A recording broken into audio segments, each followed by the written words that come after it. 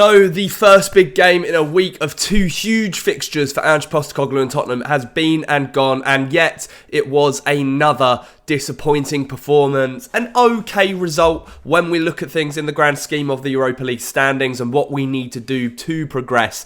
But it is now another game, another day, another week without a win for Tottenham. I think it makes it something like 1 win in 8 for the North London club. Things aren't really looking like they're improving. It's a really, really interesting one. There have been some interesting turns of events when it comes to Tottenham with some of the things that Ange Postecoglou have said, the performances, and everything in between.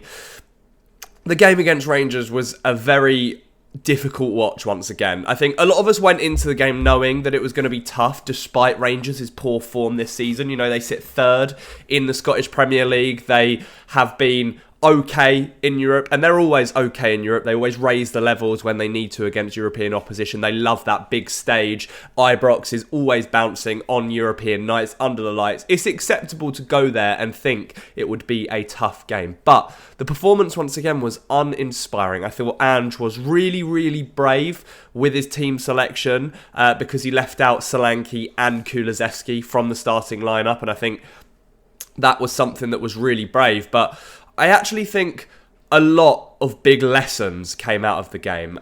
We know that the first half performance in particular from Tottenham was not good enough, and we've said that over and over and over again over the last few weeks. The performances have not been consistent enough. They've not been to the level that we require and we deserve, and there are players in this Tottenham team that are just not at the level that we require. I think the big thing for me was that Heung-min Son and James Maddison came out of that game having not really provided anything again. Tottenham are going through definitely their roughest patch under Postecoglou. Under his tenure, during the 18 months that he's been in charge of the club, this is without a doubt Tottenham's toughest period. And in these tough periods, when you're not necessarily winning games, when you're not picking up results, when you're not performing at the level that you know you can, you need your senior and your best, your star players, to step up, take the reins, lead the team, and produce those moments of magic. Sometimes we may have to sit here and admit it is going to take a moment of magic to win this game. And sometimes that's absolutely fine. We can all admit that we are going through an injury crisis at Tottenham at the moment. Romero and Van de Ven came back in against Chelsea. Both are now injured for the next few weeks. Romero until next year. So it's a crisis at the back. Young Archie Gray started at centre-back. And a quick word on Archie Gray, actually, because he, I thought, was excellent.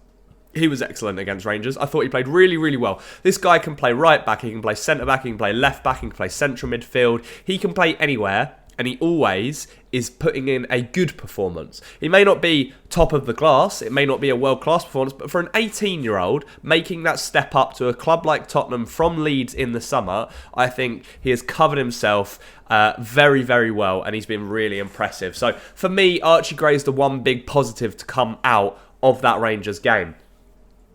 When it comes to the more negative side of things, as I was mentioning, James Maddison and Heung-min Son, we needed them yesterday. We needed them to step up and produce something. And it really, really hurts to watch some of Sonny's performances this season. I know we've seen periods and instances and moments where he's been really good. And he has provided. He's scored goals. He's provided assists. He's done what we need him and expect him to do. But on too many occasions, he hasn't. And it's becoming a big problem. And more increasingly concerning for me is James Maddison's form. I love James Maddison. And there are documents upon documents of me saying and talking about how much I love James Maddison and the player that he is on this channel. But again, he wasn't at it against Rangers. He was not dictating the play that we want, the way we want him to. He was not finding those intricate passes through the lines. He was not being this creative genius that we've seen so often in the past for Tottenham and for Leicester and even for England. Southampton is such a huge game on Sunday now, because if we lose against Southampton, Ange is putting himself in a position where his managerial reign at the club is becoming almost untenable. But he needs to rely on these players. He needs to rely on Maddison and Son to dig him out of this hole. The manager can only do so much. And I understand why Sonny and why Maddison have been starting and playing these games. because they have the quality when they're on it. The big issue for Ange that is costing him and losing fan base support is that they're not performing regularly enough. They're not scoring the goals we need them to in the moments we need them to. You know, Sonny missed that big chance at the end against Chelsea. Madders just looks so out of sync with everyone else.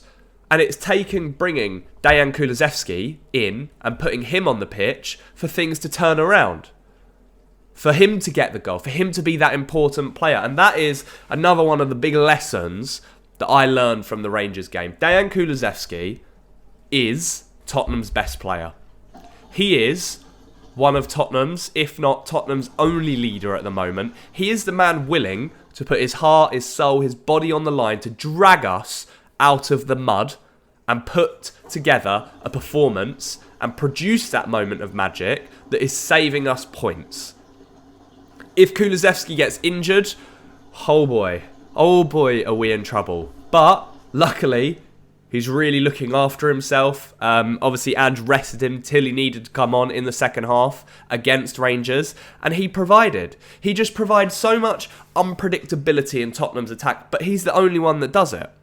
People have sussed out what Heung-min Son's going to do on the ball now. People close down Maddison so quickly. And he just gets fouled. Just gets fouled time and time and time again. But it just knocks him off balance. It knocks him out of rhythm. And he can't do anything.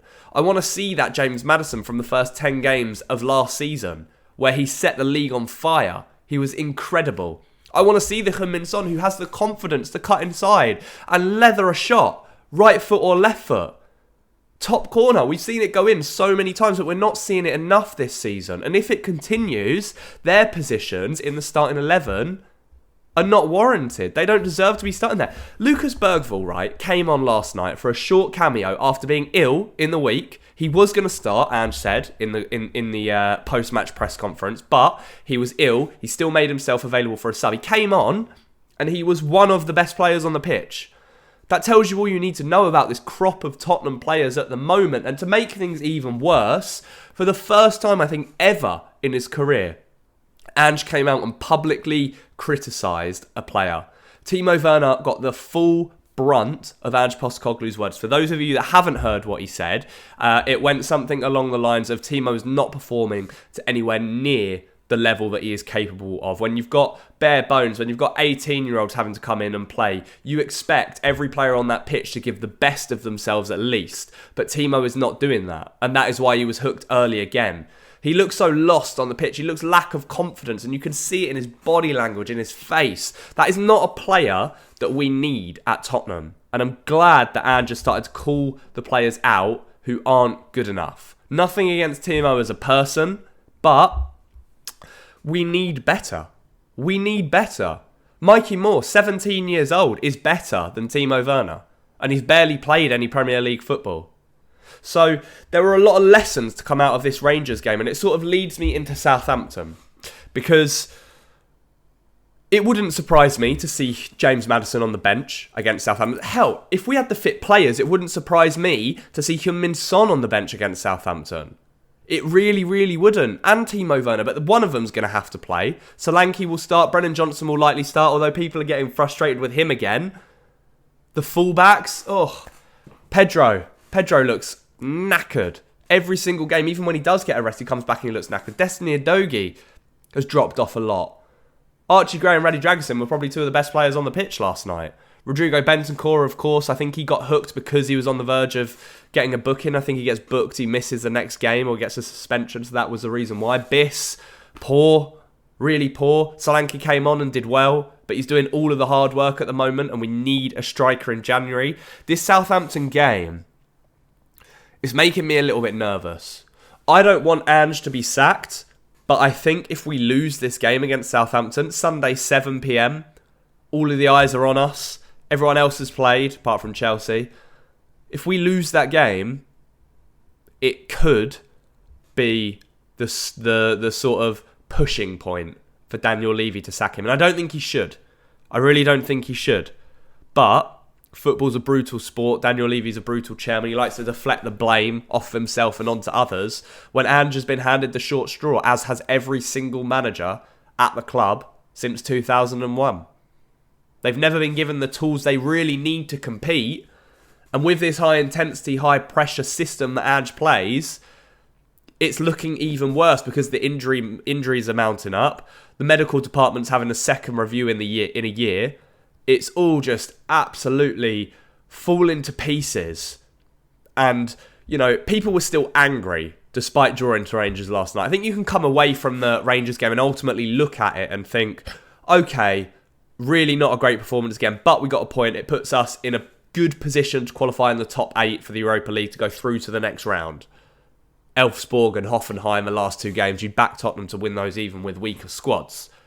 But I can only imagine the backlash if we do lose to Southampton. So this is going to be the true test. So this is like my Rangers review and Southampton preview in one video. This is going to be the true test. If those players who we saw in the media and reports, who have publicly backed Ange Postecoglou, if they go out there at St Mary's on Sunday, if they go out and don't play for the manager, and if they don't look like they want to win and they are up for it, and they have a fire lit in their bellies to pick up 3 points and try and get this season back on track, I think it could spell the end for Ange Postecoglou. And I don't want it to. I really don't want it to. But the games that we've dropped points this season, it's just, they're games that you expect to win. The odd 1 or 2 in a season, okay, you can deal with that. That's fine. All right, it happens. But Ipswich, Palace, Bournemouth, Fulham, Southampton, question mark? It doesn't look great. It doesn't look great. And I know it's likely that Radu Dragic and Archie are going to have to line up at the back again. Udogie will play. Maybe Jed Spence will finally get his chance. Maybe Ange has finally had enough so that he will just shake things up. And I think Jed should start. I think he deserves a start at this point. I see things as, how can it get any worse? Give him a go. And if he impresses, you're a winner. If he doesn't, you can sit there and say, I was right, and that's why I wasn't playing him. It's a win-win situation for Ange in this instance, in my opinion. So, Southampton, we know, are not the best team in the league, but they will cause us problems because every team causes us problems.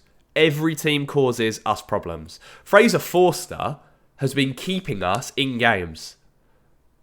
We all have to hold our hands up and we have to say, look, Fraser, we're sorry. We're sorry for the criticism we've given you because he's pulled off that save in the second half yesterday against Rangers late on. Wow. He has put in a real shift since Vicario's been out injured, so fair play to him. It's actually the players that have come in that haven't been the problem. It's the players that we would expect to be starting, to be our first team starting 11 players that have been the problem. So it wouldn't surprise me at all to see Ange shake things up for the Southampton game. If we win, brilliant.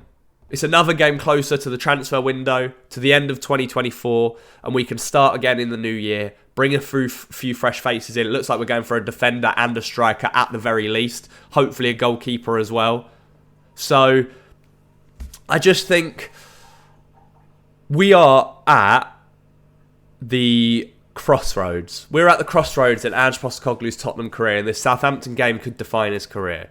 Things fell apart for Antonio Conte against Southampton, so let's hope that things are okay for Ange and his reign as Tottenham boss. It's making me nervous. It's making me really, really nervous. But we need to get back to playing our football. We need to play with confidence. That's what we lack. If we play with confidence against Southampton, we will beat them and we will play through them and we will score goals.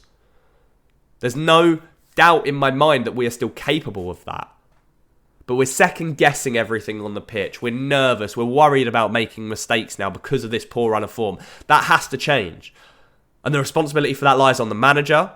But more importantly, it lies on the players.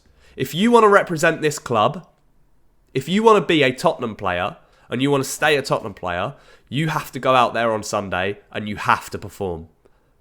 No excuses. That's what us fans are expecting. And that's the least that we should expect. So we'll see what happens. But if you find me here after the Southampton game on Sunday shouting into the camera or head in hands, then I'm sorry. I'm trying to remain positive, but a man can only be stretched so far, especially when it comes to Tottenham. But let me know how you're feeling. What is the feeling around Tottenham at the moment? What did you make of the Rangers game? What are you expecting for Southampton? Let me know. Thank you so much for watching. If you did manage to make it this far, leave a like on the video and subscribe to the channel if you are new around here. Enjoy the rest of your week. I will see you on Sunday. As always, come on you Spurs.